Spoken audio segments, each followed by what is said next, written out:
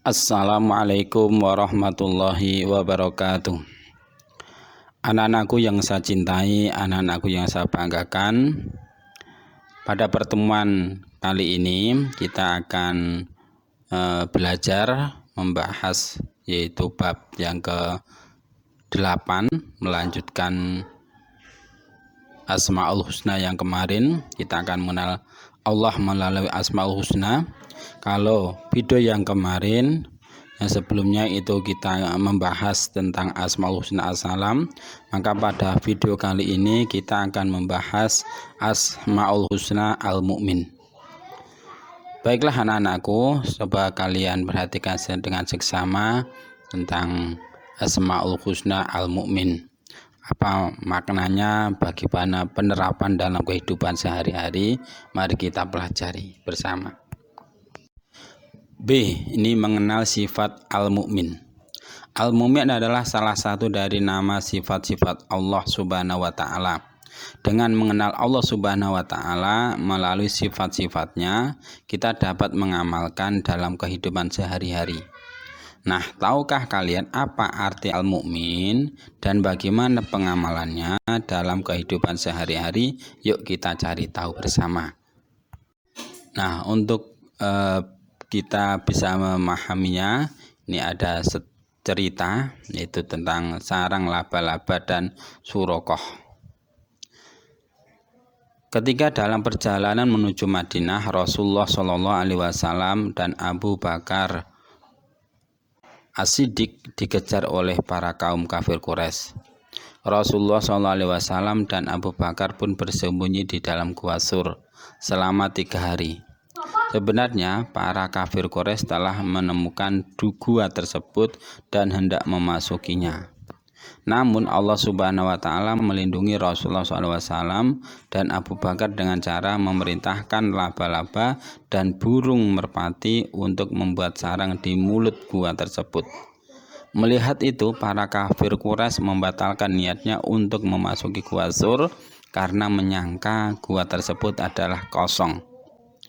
Padahal Rasulullah dan Abu Bakar ada di dalamnya. Kenapa berprasangka demikian? Kenapa? Di mulut gua itu ada sarang laba-laba. Kalau ada orang masuk ke sarang ke gua, otomatis sarang laba-laba ini akan rusak. Dan di mulut gua itu juga itu ada telur burung merpati. Kalau ada orang lewat situ, otomatis burung merpati yang saat itu lagi angkrem, ya, orang Jawa angkrem, itu otomatis akan terbang. Itu nyatanya tidak. Berarti prasangka mereka itu adalah menganggap bahwa gua itu adalah kosong, tidak ada orangnya. Padahal burung dan laba-laba itu adalah utusan Allah Subhanahu wa Ta'ala. Pada hari yang ketiga, Rasulullah SAW dan Abu Bakar keluar dari persembunyiannya dan melanjutkan perjalanan menuju Madinah. Di tengah perjalanan, Rasulullah SAW dikejar oleh Surokoh yang hendak menangkap beliau. Namun Allah kembali menyelamatkan Rasulullah SAW dengan cara menggelincirkan dan menenggelamkan keempat kaki kuda yang ditunggangi Surokoh. Akhirnya Rasulullah SAW dan Abu Bakar pun bisa melanjutkan perjalanannya ke Madinah dengan aman dan selamat sampai tujuan, yaitu sampai di kota Madinah. Ini 2 kali diselamatkan oleh Allah, yaitu perjalanan menuju Madinah. Nah, dari kisah di atas, anak-anakku, kita dapat belajar tentang arti pertolongan Allah kepada kita. Jika kita beriman dan beribadah kepada Allah, kita akan selalu mendapatkan perlindungannya dan dihindarkan dari segala bahaya. Allah Subhanahu wa Ta'ala lah Maha Pemberi keamanan. Ini adalah contoh bukti bahwa Allah itu mempunyai sifat Al-Mu'min yang memberikan keamanan kepada makhluknya, lebih-lebih orang yang beriman dan bertakwa kepada Allah Subhanahu wa Ta'ala. Makanya anak-anakku, jagalah iman kalian, tingkatkan ketakwaan kalian kepada Allah. Insya Allah akan selalu mendapatkan pertolongan dari Allah Subhanahu wa Ta'ala. Yang pertama, tahukah kamu arti Al-Mu'min? Al-Mu'min berarti yang maha menjaga keamanan. Allah Subhanahu wa Ta'ala adalah zat pemberi keamanan. Dia pelindung bagi orang-orang yang meminta perlindungan kepadanya. Dalam Al-Quran surat Al-Hasr 23, Allah Subhanahu wa Ta'ala berfirman, "Wallahu alladzi la ilaha illa huwa al-malikul qudusus salamul mu'minul muhaiminul azizul jabbarul mutakabbir subhanallahi amma yusyrikun." Yang artinya wallahu a'lam bil muradi, yaitu dialah Allah yang tiada Tuhan selain Dia, Raja yang maha suci, yang maha sejahtera, yang mengaruniakan keamanan, yang maha memelihara, yang maha perkasa, yang maha kuasa, yang memiliki segala keagungan. Maha suci Allah dari apa yang mereka persekutukan. Quran surat Al-Hasr ayat 23. Orang beriman tidak dibenarkan minta perlindungan kepada selain Allah Subhanahu wa Ta'ala. Ketika kita akan menyeru dan berdoa kepada Allah Subhanahu wa Ta'ala dengan namanya Al-Mu'min, berarti kita memohon diberikan keamanan, dihindarkan dari fitnah, bencana, dan siksa. Allah Subhanahu wa Ta'ala punya sifat Al-Mu'min adalah pemberi rasa aman dan ketenangan dalam hati manusia. Allah Subhanahu wa Ta'ala menegaskan hal ini dalam sifatnya surah Al-Fatih ayat yang keempat. Wallahu huwallazi anzala sakinata fi qulubil mu'minina liyazdadu imanan ma'a imanihim wallahi junudus samawati wal ard wa kana Allahu aliman hakima. Maaf tadi yang pertama agak salah dikit ya. Yang artinya dialah yang telah menurunkan ketenangan ke dalam hati orang-orang mukmin supaya keimanan mereka bertambah di samping keimanan mereka yang telah ada. Dan kepunyaan Allah lah tentara langit dan bumi, dan Allah maha mengetahui lagi maha bijaksana. Quran surat Al-Fatih ayat yang keempat. Nah, dari dua ayat ini anak-anakku kita bisa mengambil pelajaran bahwa Allah itu adalah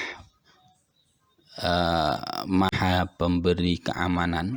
Maka kalau kita memohon keamanan, itu hendaknya kita memohon kepada Allah.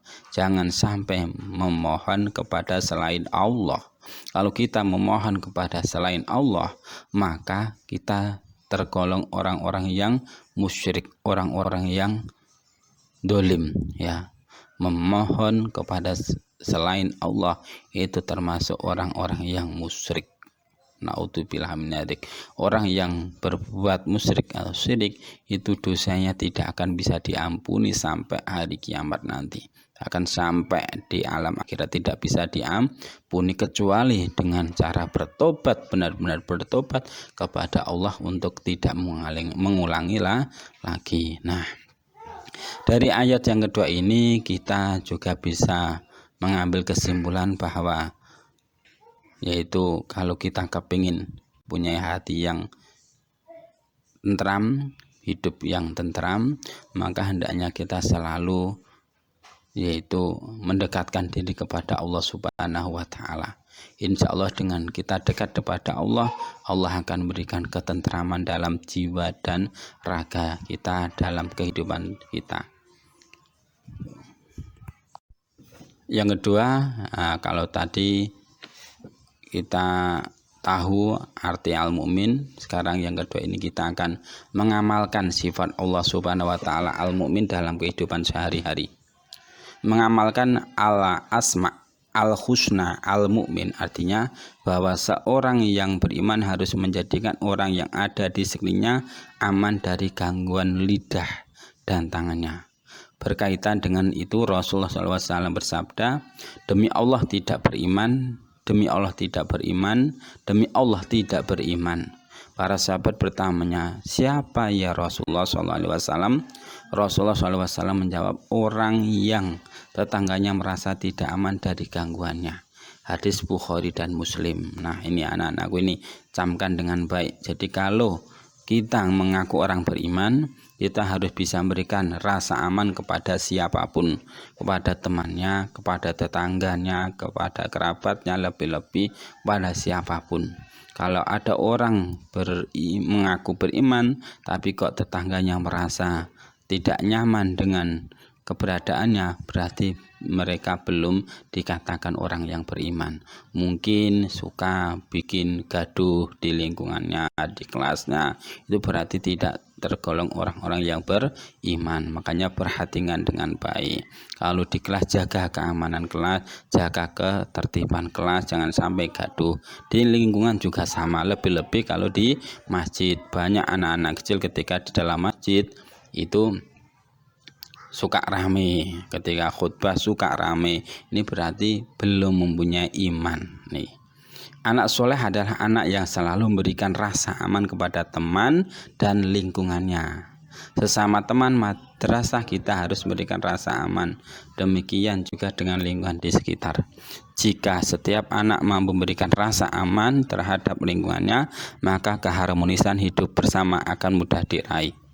Nah, hal-hal yang bisa dilakukan anak-anakku dalam mengamalkan sifat al-mu'min ini, yang pertama adalah bersikap yang ramah dan sopan santun kepada sesama.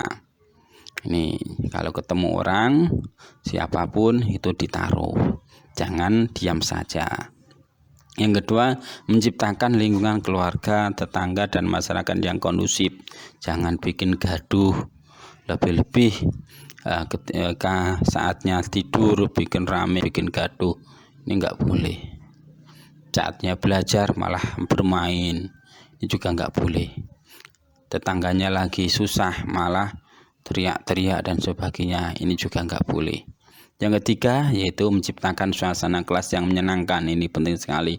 Kalau di dalam kelas jangan pilih-pilih teman, semuanya adalah sahabat ya. Kalau nggak anak orang kaya nggak ditemani itu nggak boleh. Kalau nggak pandai nggak ditemani juga nggak boleh. Berikan semuanya rasa aman, itu menyenangkan sama teman ya. Kalau ada yang butuhkan dibantu itu. Yang keempat, mengembangkan pemikiran yang baik dan positif bagi sesama. Nih, jadi jangan mau kalau ada teman mengajak berbuat tidak baik, ini nggak boleh kita ikuti ya. Menjadi pribadi yang bisa dipercaya dan menjauhi sifat khianat. Ini penting lagi, harus jujur dan bisa dipercaya.